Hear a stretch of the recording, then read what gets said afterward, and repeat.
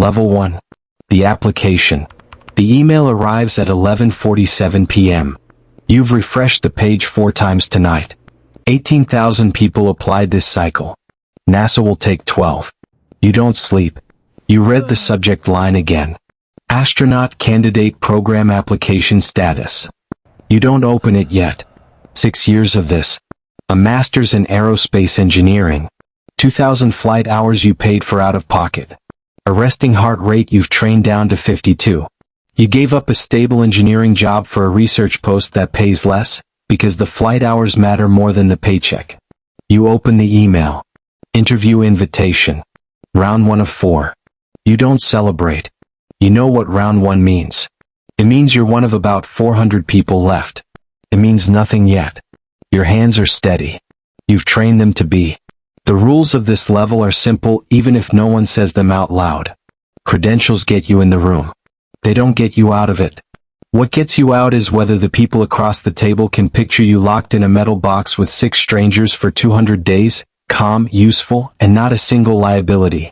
You start reading everyone else's stories that night: a Navy test pilot, a trauma surgeon, a geologist who's been to Antarctica 3 times. You feel the floor tilt under you. Everyone in this pool is exceptional. Exceptional is the entry fee. You close the laptop and go for a run at midnight, because normal isn't an option anymore. Not for you. Level 2. The candidate. You make it. You are one of the 12. The badge says astronaut candidate. Not astronaut. Candidate. That distinction will run your life for the next 2 years. The salary is a GS-13, somewhere around $148,000 depending on step and locality. Solid, unremarkable, nothing like what people assume. You are not doing this for money. You never were. The training starts immediately and it never really stops. Water survival in the Gulf, where they flip you upside down in a submerged capsule mock-up until your body stops fighting the disorientation. Russian language classes because half of your missions will run through Star City. T-38 jet training, where you learn to fly formation at 500 miles an hour with someone 6 feet off your wingtip. You learn spacewalk procedures in the neutral buoyancy lab, a pool 40 feet deep with a full-scale station mock-up submerged at the bottom. 6 hours in a suit underwater simulating 1 hour of real spacewalk work. Your hands cramp. You don't say anything. Nobody in this program says anything. This is where the psychology starts to shift. You stop describing yourself as training to be an astronaut. You start saying, I'm asking Group 23. Identity attaches to the program before it attaches to the mission. You notice you've started rationing your opinions in meetings not because anyone asked you to, but because you've watched 2 people get quietly written out of flight rotations for being difficult. And difficult is never officially defined. You learn the first real rule of the system. Technical skill gets you into astronaut candidate training. Being easy to fly with for 200 days is what gets you a seat. You've stopped being just an engineer or a pilot. You are becoming inventory. Useful, redundant proof, low-friction inventory. You tell yourself this is fine. You tell yourself this a lot. Level 3. The wait. You finish candidate training. You are now officially an astronaut. You still haven't flown. This is the part nobody warns you about. The wait can run for 6, sometimes 8 years. Some of your classmates never fly at all. They retire with the title and no mission. You take technical assignments in Houston. Capsule communicator Capcom sitting in mission control, the only voice permitted to speak directly to the crew on orbit. You learn the call signs, the terse cadence, the discipline of saying only what's necessary and nothing more. You watch your friends get assigned to missions while you get assigned to a robotics review board. You smile. You mean it, mostly. The other half of you calculates quietly who is ahead of you in line and why. This is where the moral compromises start, small and reasonable sounding. You stop raising concerns about hardware issues in open meetings because the engineer who raised concerns last cycle got labeled not mission ready in a closed-door assessment nobody will show you. You learn to raise concerns privately to the right person in the right tone. You tell yourself this is diplomacy. Some nights you're not sure it isn't just fear. 4 years in, the call comes. You have a flight. 6 months, International Space Station, expedition crew, launch window 18 months out. You hang up the phone and stand very still in your kitchen for almost a full minute. Level 4. The rookie flight. Quarantine starts 2 weeks before launch. You are separated from your family, sealed inside a controlled bubble in Baikonur or Florida. Every person who touches you screened and masked, because a common cold could scrub a $150 million mission. You say goodbye to your spouse through a pane of glass. Your kids press their hands against it. You press yours back. You don't cry. Not yet. You've trained your face not to do that on camera. Launch day, you're strapped into a seat built for someone else's body, tailored to yours down to the centimeter. The vehicle shakes in a way no simulator ever fully replicated. Then the shaking stops, and you are weightless, and every water bottle in the cabin is drifting in slow, silent orbit around your head. You clear the first month running experiments, bone density scans, fluid shift studies, a plant growth chamber that needs checking twice a day. You do your first spacewalk. 6.5 hours outside, tethered, your entire field of view the size of your helmet visor, Earth turning underneath you every 90 minutes.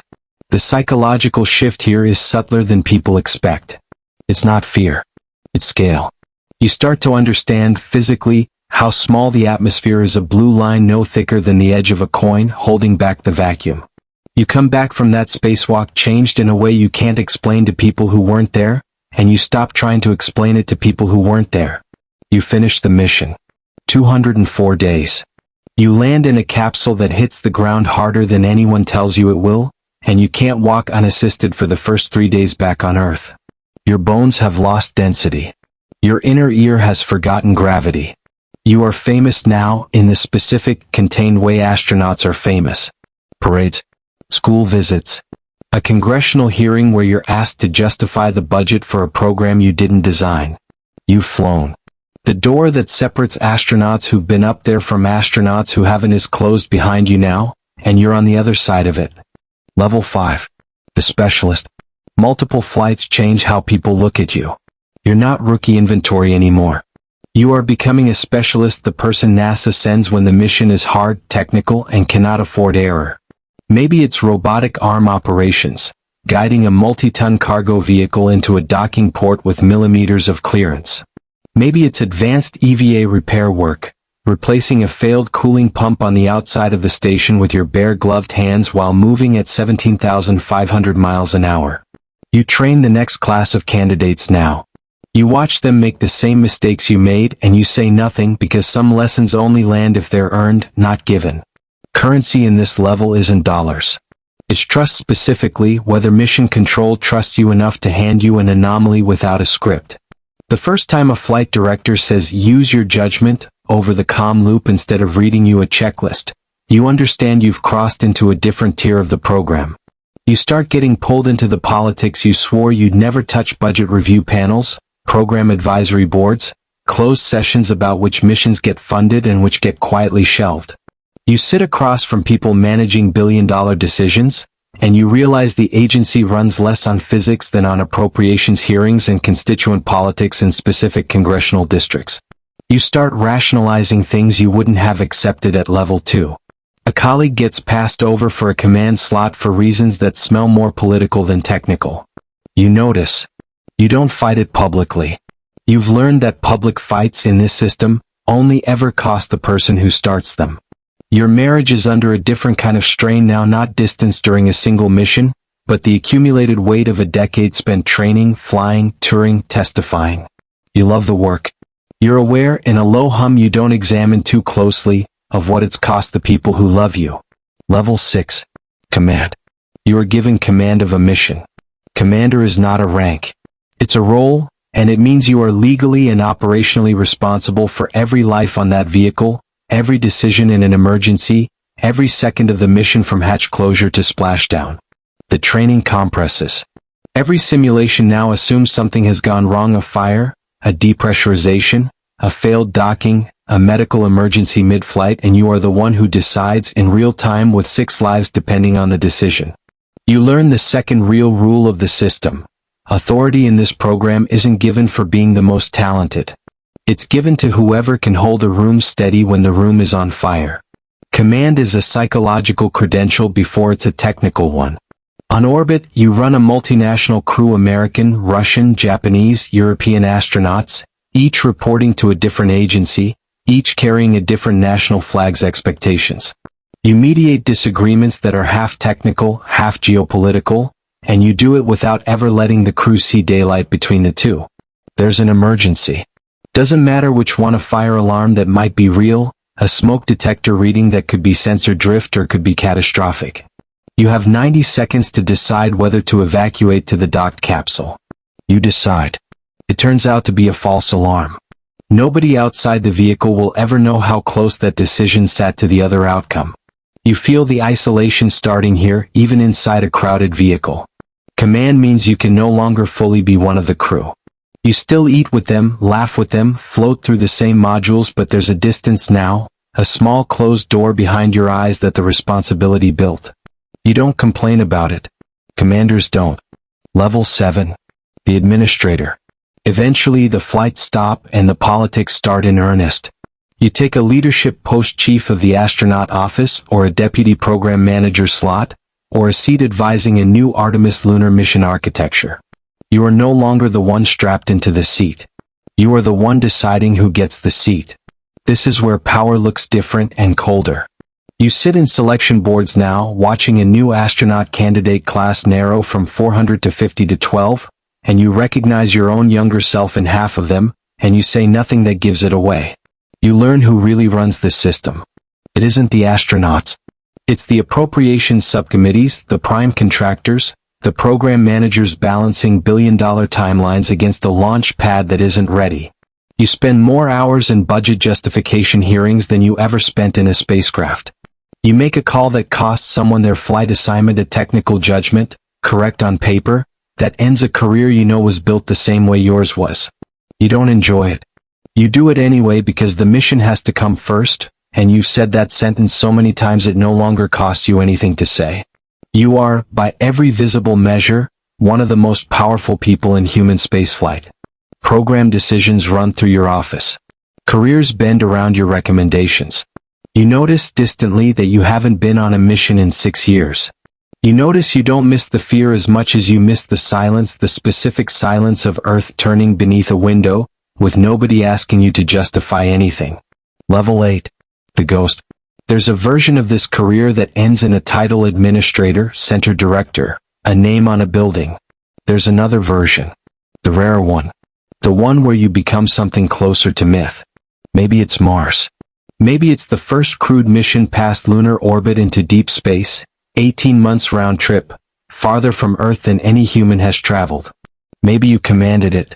Maybe you're the reason it came home. You return to a world that has changed you into a symbol before it lets you be a person again. Children study your mission in school textbooks while you're still alive to read the textbook. Strangers cry when they meet you. You understand with total clarity that they are not crying for you. They're crying for what you represent, and you have long since stopped correcting the difference. The isolation here is total and it's quiet.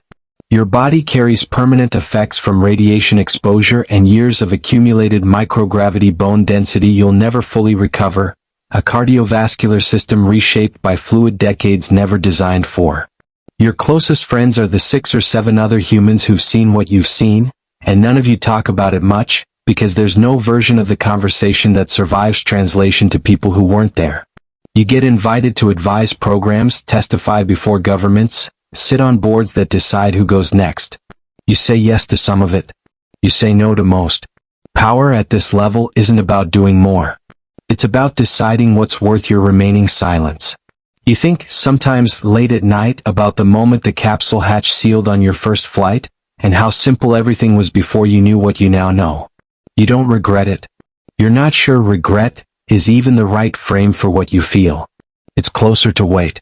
A weight you agreed to and would agree to again. You are, by any definition anyone else would use, at the very top of this profession. You are also, by any definition you'd use privately, more alone than you've ever been. Again. Somewhere tonight, in an apartment you'll never see, someone refreshes an application portal for the 4th time. 18,000 people applied this cycle. 12 will make it. She has a master's in aerospace engineering and 2,000 flight hours she paid for herself. She's read every astronaut memoir she could find. She thinks she understands what's coming. She doesn't. She will.